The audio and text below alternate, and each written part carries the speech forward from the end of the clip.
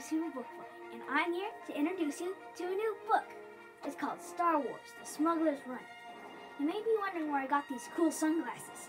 Well, I borrowed them from Han Solo, because it said if he let me borrow these, I'll let him get the Force. Hokey religions and ancient weapons are no match for a good blaster, Yeah, right. Anyway, so this book is also based between Star Wars: A New Hope and Star Wars: The Empire Strikes Back.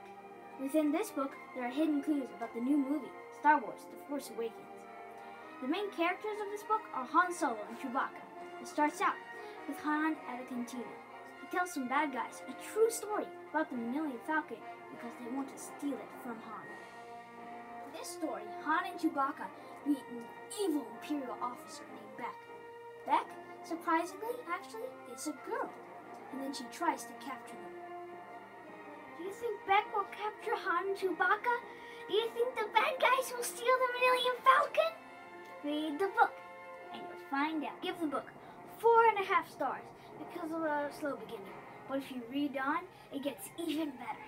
I recommend this book to kids who love Star Wars, just like me, and want to know more about the new Star Wars film coming out in December. For now, that's all from Super Book Boy.